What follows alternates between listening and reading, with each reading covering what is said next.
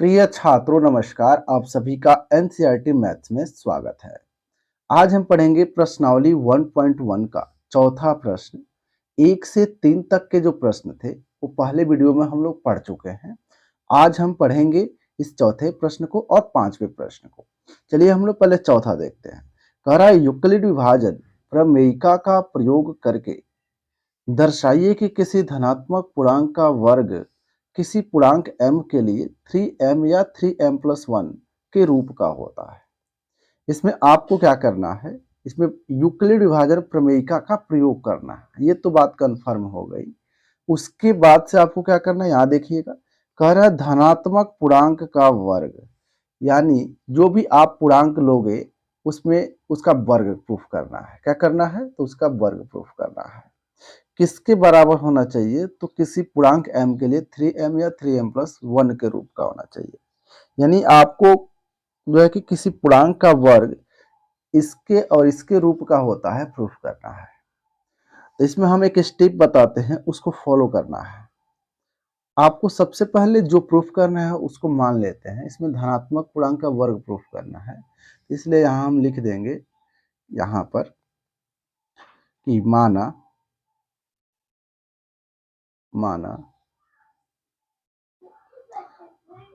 x कोई धनात्मक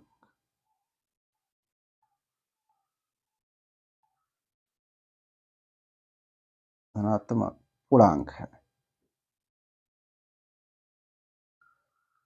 यहाँ पे हमने माना कि x कोई धनात्मक पूर्णांक है। अब आपको आगे क्या करना है, यहाँ यूक्लिड विभाजन प्रमेयिका का प्रयोग कर देना है। यानी लिखेंगे यहाँ पर यूक्लिड विभाजन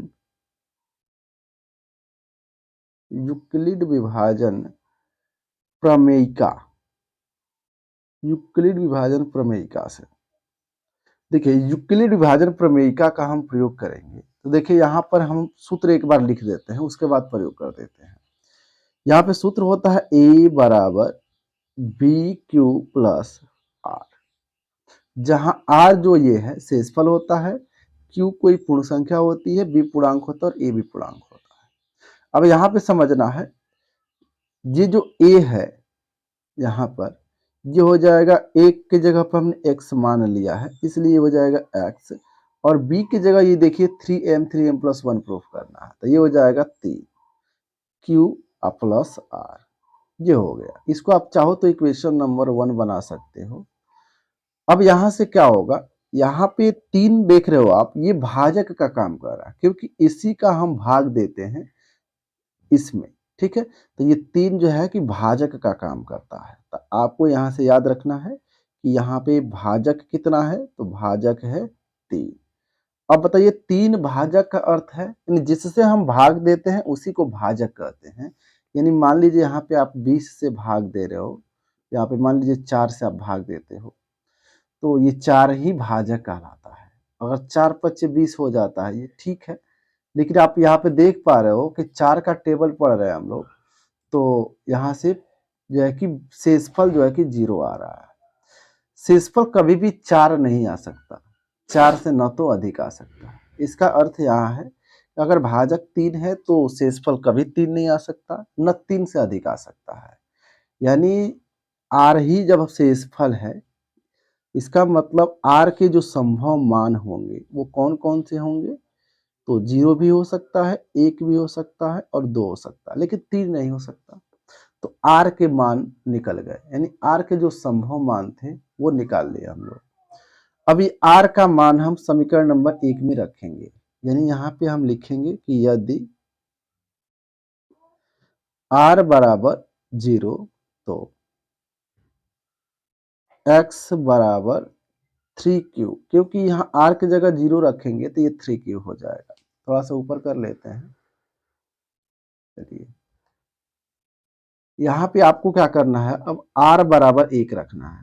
r बराबर 1 तो x बराबर 3q+1, r की जगह पे 1 रखा।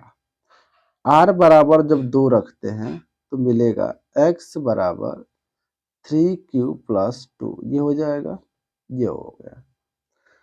अब इसके बाद आप चाहो तो इसको इक्वेशन बना सकते हो, चाहो तो नहीं भी बनाओगे तो चलेगा। चलिए इक्वेशन हम बना लेते हैं। 4 इक्वेशन टोटल बने हैं। अब इसके बाद आपको क्या करना है, समीकरण, चूंकि प्रश्न में पूर्णांक प्रूफ करना, एक बार हम प्रश्न आपको दिखा देते हैं। यहाँ पे देखिए कह रहा है धनात्मक पूर्णांक का वर्ग प्रूफ करना है आपको। तो x जो माने हैं हम लोग, यही तो धनात्मक पूर्णांक है, तो हमें इसका वर्ग करना होगा, तब जाके जो है कि प्रूफ होगा। तो एक काम करते हैं हम लोग, यहाँ पर समीकरण 2 का स्क्वायर कर देते हैं, अर्थात वर्ग कर देते हैं। यानी लिखेंगे ऐसे यहाँ पर भाषा में कि समीकरण 2 का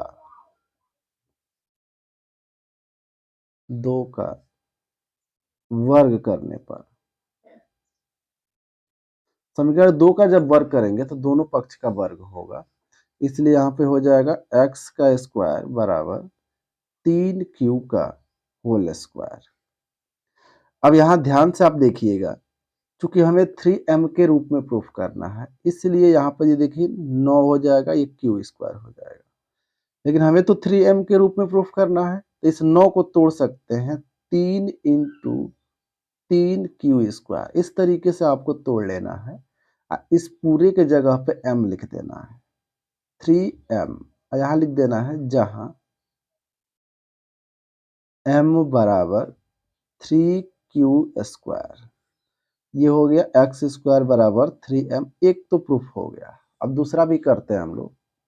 तो उसके लिए आपको क्या करना है, समीकरण 3 जो है इसका स्क्वायर कर देंगे, यानी लिखेंगे समीकरण 3 का वर्ग करने पर, चलिए करते हैं हम लोग। समीकरण 3 का जब वर्ग करेंगे तो ये मिलेगा x का स्क्वायर बराबर 3q प्लस 1 का स्क्वायर। अब यहाँ से a प्लस बी का होल स्क्वायर लगा देंगे, हम आपको a प्लस बी का होल स्क्वायर यहाँ पे लिख देते हैं। a प्लस बी का होल स्क्वायर होता है a square plus 2ab plus B square, इसी का इस्तेमाल हम लोग करेंगे यहाँ पर। अब देखिए यहाँ पे a है, ये b है, यानी a का स्क्वायर मतलब 3q का स्क्वायर, अब प्लस 2a की जगह 3q और b की जगह 1 प्लस 1 का स्क्वायर यानी b का स्क्वायर। 3 का स्क्वायर हो जाएगा 9q स्क्वायर, अब प्लस 2 3 या 6q प्लस 1। इसमें से हम 3 कॉमन कर लेते हैं, क्योंकि हमको 3m प्लस 1 के रूप में प्रूफ करना है। तो 3 कॉमन करेंगे तो मिलेगा 3q स्क्वायर अब प्लस 3 दूना 6 यानी 2q। आइए प्लस 1 को बाहर रख लेते हैं। अब यहाँ लिखेंगे 3m प्लस 1, जहाँ m बराबर हो जाएगा 3q स्क्वायर प्लस 2q। ये भी प्रूफ हो गया, यानी यहाँ पे ये चीज़ें प्रूफ हो गई। अब चाहो तो यहाँ भाषा में लिख सकते हो, यानी दे सकते हो, कहोगे अतः किसी धनात्मक पूर्णांक का वर्ग, अतः किसी धनात्मक पूर्णांक का वर्ग 3m या 3m प्लस 1 के रूप का होता है,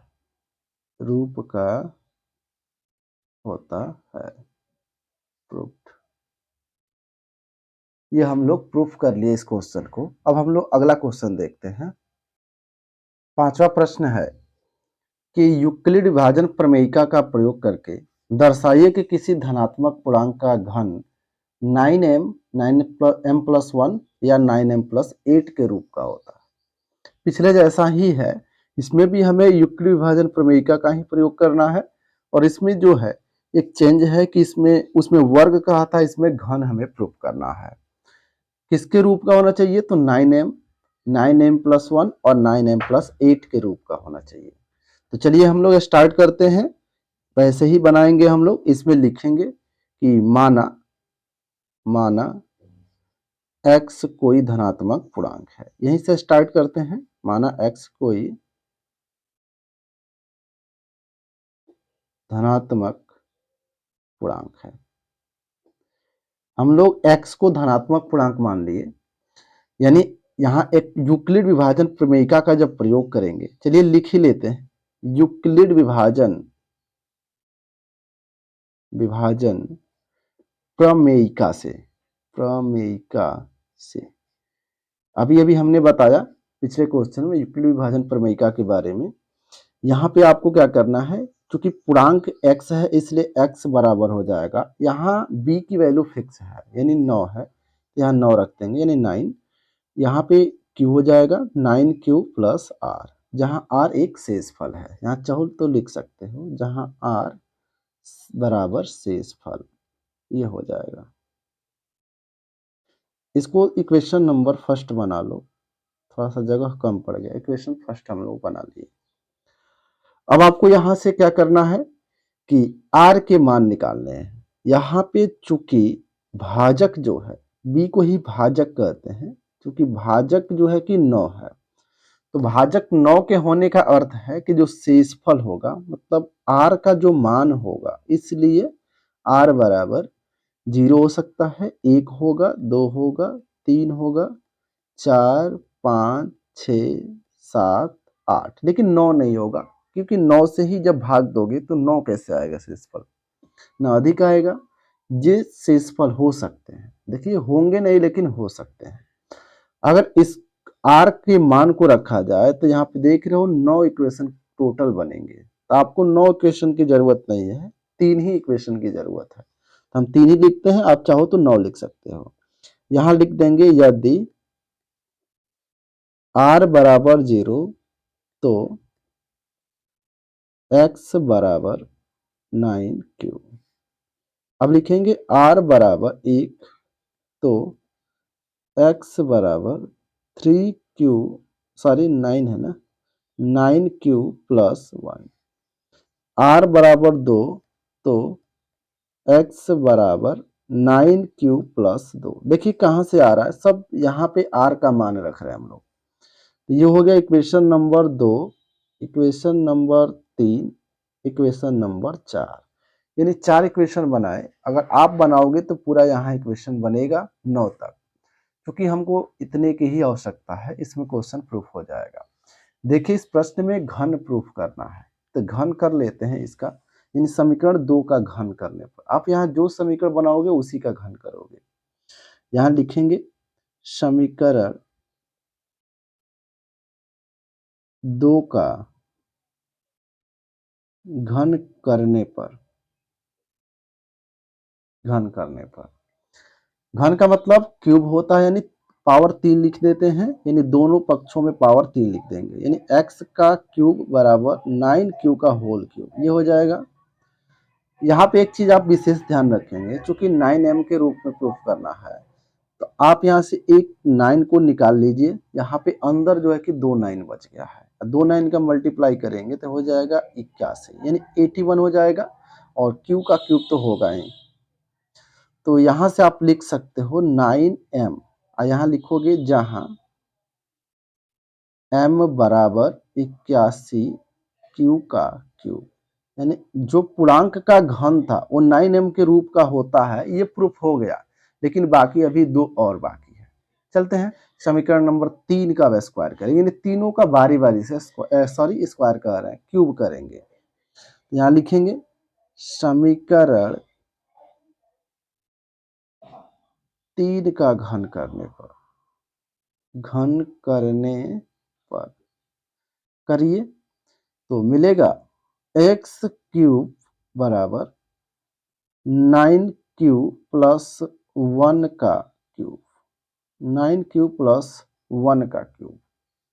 इसको हम तोड़ देंगे a प्लस बी के होल क्यूब पर, तो मिलेगा हम लोगों को a का क्यूब मतलब 9q का होल क्यूब, अब प्लस b का क्यूब मतलब 1 का क्यूब, अब plus 3a square b, 3a का मतलब 9 क्यूब का स्क्वायर, अब b का मतलब 1, प्लस 3a मतलब 9 क्यूब, अब b का स्क्वायर मतलब 1 का स्क्वायर। जिस सूत्र पे तोड़ दिए हम लोग a प्लस बी के होल क्यूब। देखिए ब्रैकेट वाला जो सूत्र होता है उसी को हम लोग तोड़ के यहाँ पे लिख दिए हैं, यानी एक लाइन बच गया है। या 9 क्यू का होल क्यूब जब करोगे तो यहाँ पे करने की आवश्यकता ही नहीं है, क्योंकि हमें 9 यहाँ से पूरा इसमें से एक काम करते हैं, इसको जो है कि 9 का फॉर्म में लिखते हैं, क्योंकि हमें 9 कॉमन करना है तभी तो 9m आएगा। तो इस एक 9 को निकाल लेते हैं तो मिलेगा यहाँ से, देखिए कितना, 2 9 बचा यानी 81, यानी 81 क्यू का होल क्यूब, इतना हो गया। ये इस 1 के क्यूब को रखते हैं लास्ट में लिखने के लिए। इस 9 को निकाल लेंगे तो मिलेगा 9 इंटू, यहाँ एक 9 बच जाएगा, 3 9 27, यानी ये हो जाएगा 27 क्यू का स्क्वायर प्लस 9 इंटू 3 क्यू। आइए 1 जो है उसको लास्ट में लिखेंगे यहाँ पर। अब इसमें से 9 कॉमन कर लेंगे तो मिलेगा 9 इंटू 81 क्यू का क्यूब प्लस 27 क्यू का स्क्वायर अब प्लस 3 क्यू अब प्लस 1। अब इसी के जगह पे लिखेंगे 9m, ठीक है, प्लस 1, यानी x क्यूब का जो मान आया वो 9m प्लस m आया। यहाँ लिख दोगे जहाँ m बराबर 81 क्यू का cube plus 27 Q square plus 3 Q. इस तरीके से 2 प्रूफ हो गया। अब लास्ट वाला भी हम लोग कर लेते हैं। इसके लिए हम लोग क्या करेंगे, समीकरण नंबर 4 का घन करेंगे। तो यहाँ पे 4 का घन हम लोग किए तो यहाँ से मिलेगा, यहाँ पे इसको भी तोड़ देते हैं तो 9 क्यू का जब क्यूब करेंगे तो ये मिलेगा 9 क्यू का होल क्यूब प्लस b का क्यूब मतलब 2 का क्यूब प्लस 3a स्क्वायर, भी a मतलब 9 क्यू का स्क्वायर इंटू b यानी 2 प्लस 3ab स्क्वायर, a मतलब 9 क्यू अब b स्क्वायर मतलब 2 का स्क्वायर, ये टूट गया। अब इसको करते हैं तो मिलेगा यहाँ, फिर वही काम करेंगे, 9 को बाहर रखेंगे, 81 क्यू का क्यूब हो जाएगा, ये प्लस 8 हो जाएगा। चलिए अब लिख लिए हम लोग, नहीं तो इसको लास्ट में लिखते हैं। यहाँ पे हो जाएगा 9 बाहर कर लेंगे तो ये मिलेगा 3, एक 9 अंदर रहेगा, 3 9 27, 27 दूना 54, 54 क्यू का स्क्वायर, और यहाँ मिलेगा 9 और 2 दूना 4 3 12, यानी 12 क्यू। अब इसको क्या करेंगे, इसमें इसमें और इसमें कॉमन कर लेंगे 9 को तो मिलेगा 81 क्यू का cube plus 54 Q square plus 12 Q अब प्लस 8। अब यहाँ से मिलेगा 9m प्लस 8, जहाँ m बराबर क्या हो जाएगा, हो जाएगा 81 क्यू का cube plus 54 Q square plus 12 Q, जो हो जाएगा। तो आई होप कि इतना तक समझ में आया होगा। चलिए एक भाषा छोटा सा लिखना है, हम लोग लिख लेते हैं, यानी लिखेंगे अतः किसी धनात्मक पूर्णांक का घन किसी धनात्मक पूर्णांक का घन, अतः किसी धनात्मक पूर्णांक का घन 9m, 9m plus 1, 9m plus 8 के रूप का होता है, रूप का होता है, हेंस प्रूव्ड। तो मेरे प्रिय छात्रों, आप लोगों को उम्मीद है कि ये क्वेश्चन समझ में आया होगा। अगर ये समझ में आया हो तो वीडियो को आप लोग लाइक कीजिए और चैनल को सब्सक्राइब कीजिए। Thank you.